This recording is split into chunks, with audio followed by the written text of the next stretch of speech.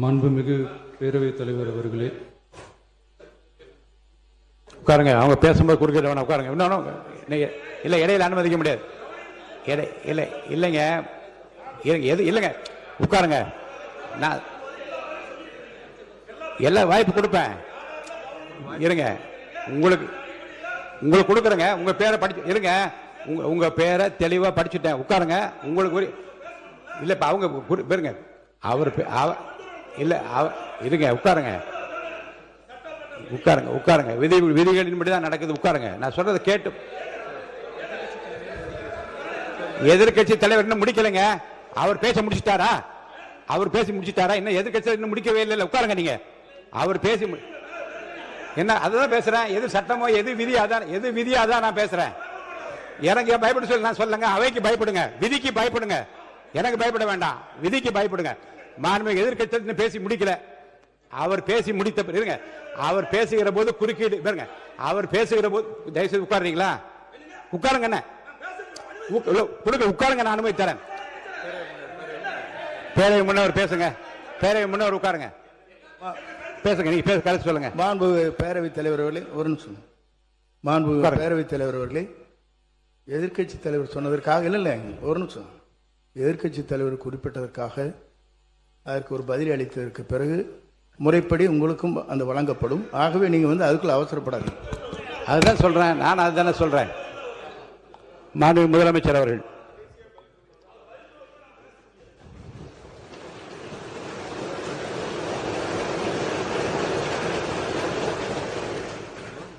மாண்புமிகு பேரவைத் தலைவர் அவர்களே, காவிரி விவகாரத்தில் எதிர்கட்சி சில விவரங்களை கேட்டிருக்கிறாங்க. காவிரி நமக்கு உயிர் ஆதாரம், நம்மளோட உணர்வு ரீதியான ஒன்று. அதனால் அதை வச்சு அரசியல் பண்ணுற எண்ணம் துளி கூட நம்ம அரசுக்கு இல்லை.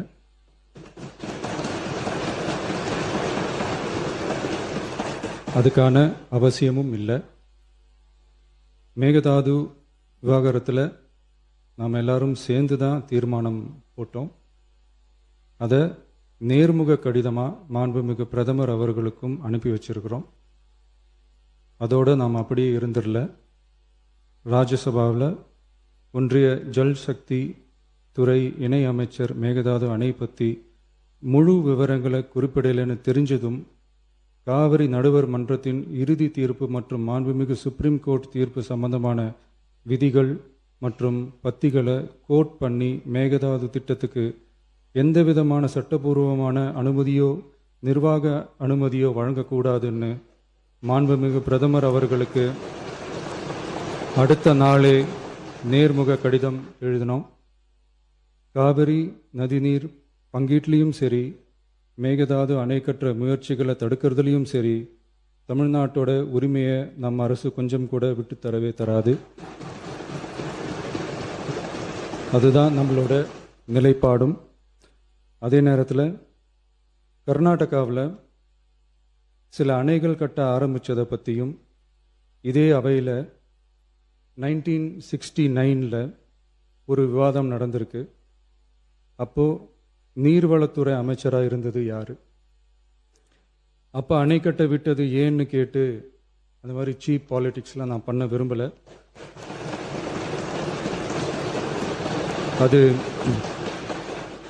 அது நம்ம நோக்கமும் இல்லை. ஏன்னா காவிரி விவகாரத்தை ரொம்ப கவனமாக கையாளணும்.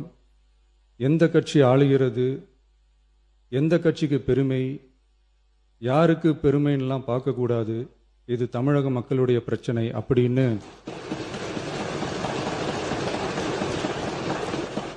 அப்போ இருந்த எதிர்கட்சி தலைவர் திரு திருமன் அவர்கள் சொன்னதை இந்த சபையில் சொல்ல விரும்புகிறேன். காவிரி பிரச்சனையில் சம்பந்தப்பட்ட 2 மாநிலங்களும் ஒன்றிய அரசும் உட்கார்ந்து முடிவெடுக்கணும்னு 1969 இந்த சபையில் பேசியிருக்கிறாங்க. அதுக்கப்புறம் நிலைமை வேறு மாதிரியெல்லாம் போயிடுச்சுன்னு நம்ம எல்லாருக்குமே தெரிஞ்சது தான். சட்டப்படி இந்த பிரச்சனையை அணுகிறதுல நாம் உறுதியாக இருக்கிறோம், அதில் மாற்றமே இல்லை. இருந்தாலும் ஒரு அட்டெம்ப்ட் எடுத்து பார்க்கலாம்னு தோணுனது தான் அந்த பெங்களூர் விசிட். அப்படி ஒரு விசிட் பற்றி ஃபஸ்ட்டு யோசித்து கேட்டதும் நான் தான். நாம் பெங்களூர் போக நினச்சதை பற்றி பல ஒப்பீனியன்ஸ் வந்துச்சு. நாம் போக நினச்சதுக்கு காரணம், ஒருவேளை இந்த பிரச்சனை தீர்க்கறதுக்கான ஒரு பாசிட்டிவ் சைன் கிடைச்சா நல்லா இருக்குமேன்னு ஒரு எண்ணத்தில் தான்.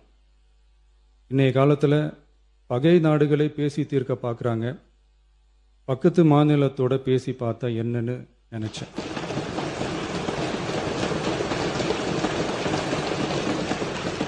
அதனால தான் அப்படி ஒரு அட்டெம்ப்ட் எடுக்க நான் ட்ரை பண்ணோம். ஒருவேளை அந்த அட்டெம்ப்டில் ஒரு அவமானம் நேர்ந்தால் என்ன செய்யன்னு சில பேர் கேட்டாங்க. அப்படி நடந்தால் தமிழ்நாட்டு மக்களுக்காக அதையும் தாங்க தயாராக தான் இருக்கேன்.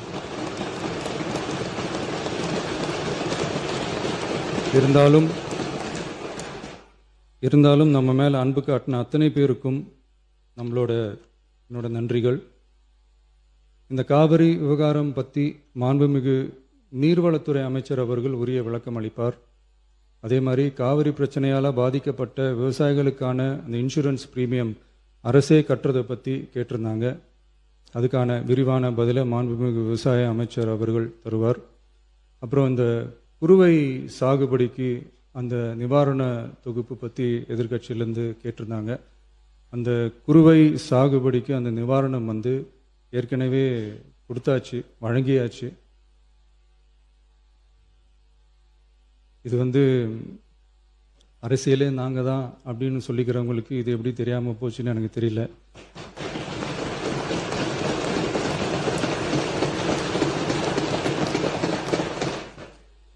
முன்ன பின்ன பேப்பர் படிச்சிருந்தா நாட்டில் என்ன நடக்குதுன்னு தெரிஞ்சிருக்கும்.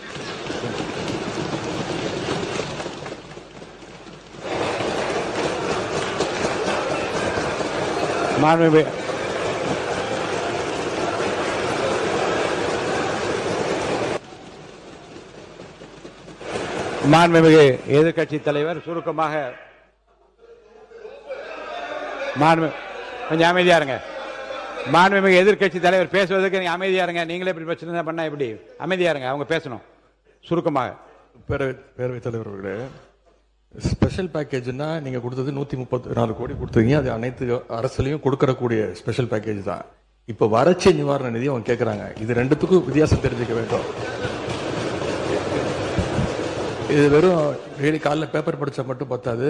அங்க அனைத்து கட்சி கூட்டத்தை கூட்டி அனைத்து விவசாயிகளோடையும் போய் கலந்து பேசி அவங்களுடைய கோரிக்கைகள் என்னன்னு நீங்க தயவு செய்து கேட்டுக்கொள்ள வேண்டும்.